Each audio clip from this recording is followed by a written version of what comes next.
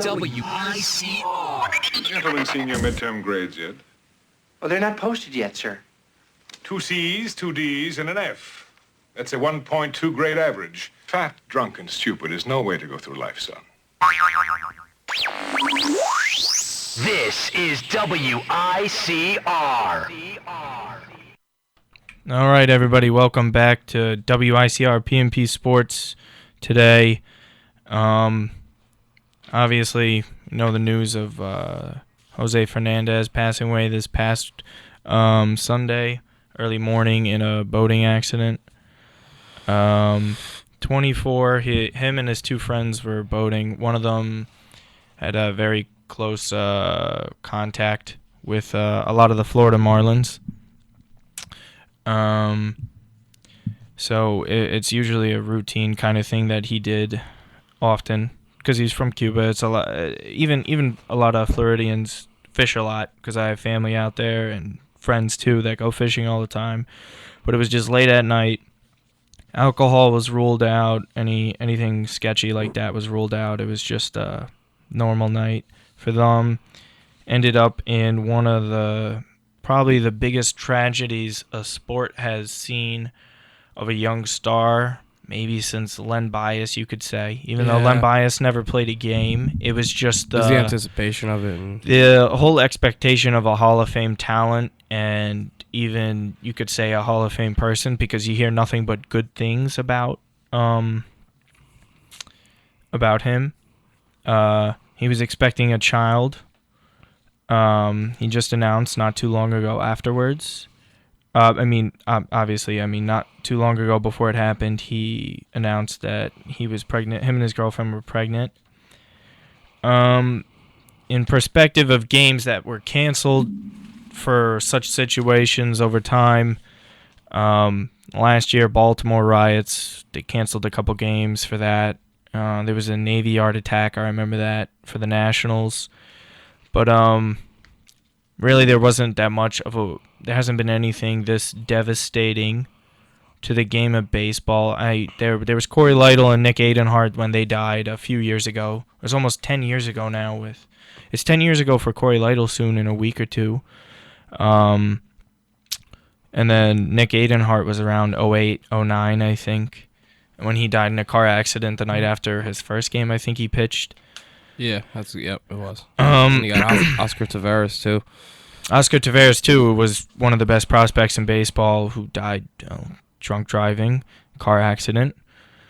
So anyways, what would you remember about Jose as a pitcher, first of all? Well, we didn't know him personally. We don't know him personally. As a pitcher, I'd have to say, on top of his stuff, obviously, probably the best stuff in the game, but his passion for the game is definitely what, stands out in my head.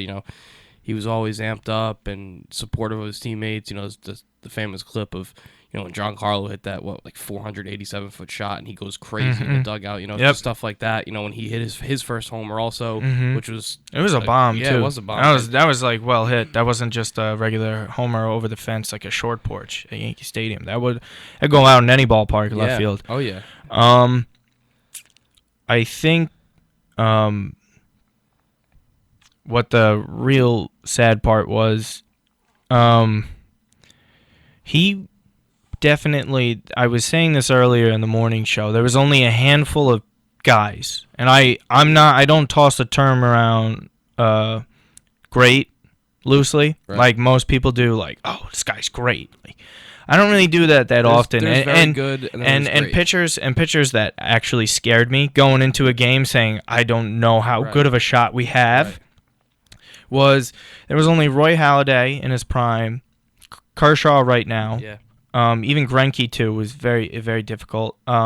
Him, Johan in his prime, very there's pitchers that are a step below, like a CC Sabathia when he was in his prime, or Cliff Lee. It was very good. Roy Oswald, guys like that. Right. That's the difference between a Hall of Fame kind of guy. Not saying I don't think or even Pedro. I remember Pedro as a kid too. Yeah. And Clemens sometimes, but really there was only a handful of pitchers that you could just say, I don't think we got a shot tonight. Yeah. And we're going to have to play a perfect game in order to beat this guy.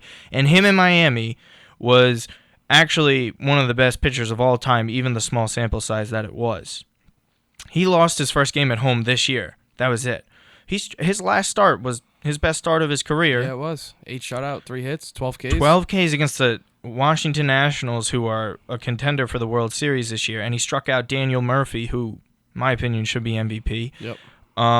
He struck him out in a big game situation in the 8th inning, and just even the whole emotion, because I've been through something like that where the Miami Marlins had to play the day after losing a friend like that. I had to play in high school when my friend passed away. We had a soccer game the next day.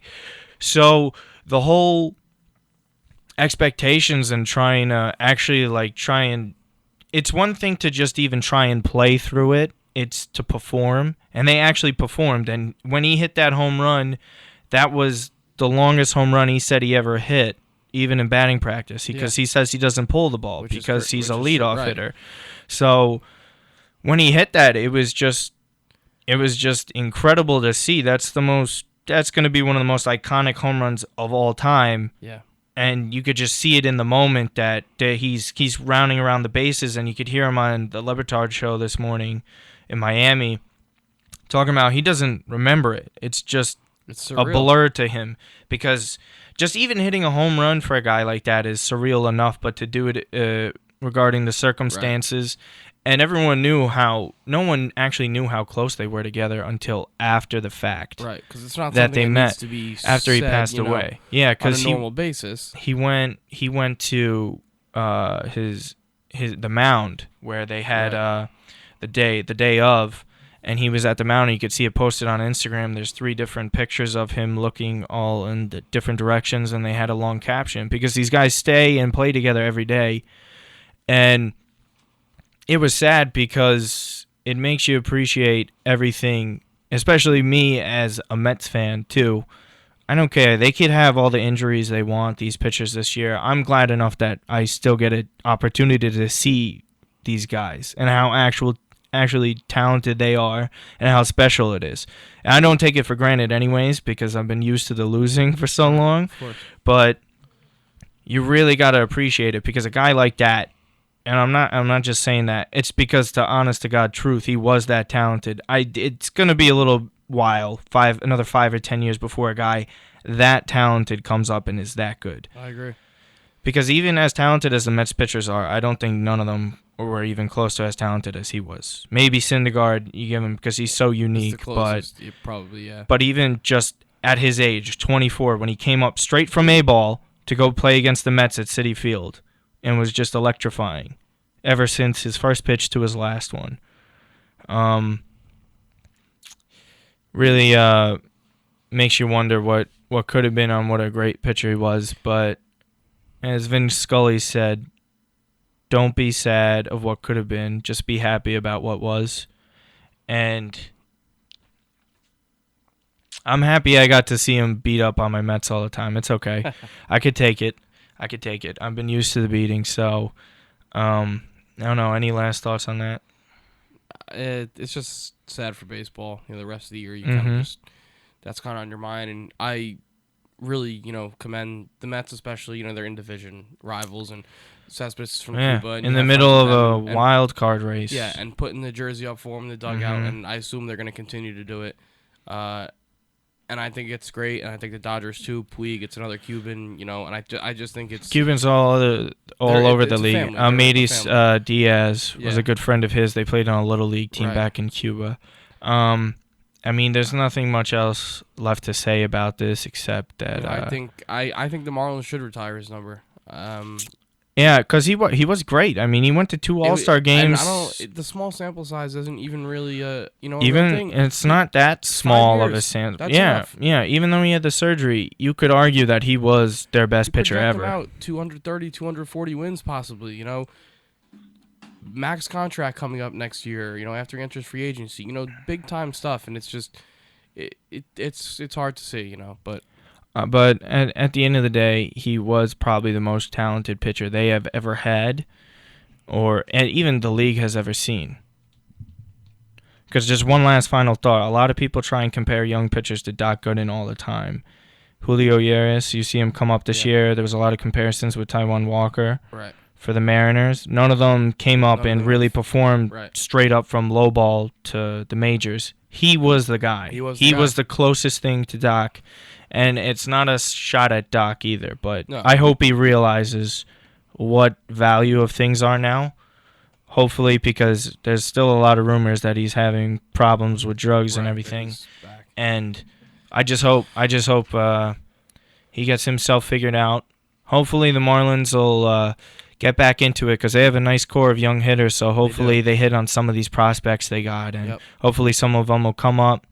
Probably won't come close to what he did, but anything close would be great for them.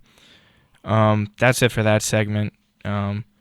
Much more interesting stuff, lively stuff after this. Gonna get pretty upset about the Jets and Giants games after that. A little sadder note for the NBA with all these players retiring this year and potentially one of the best Hall of Fame classes of all time. PNP Sports back after this.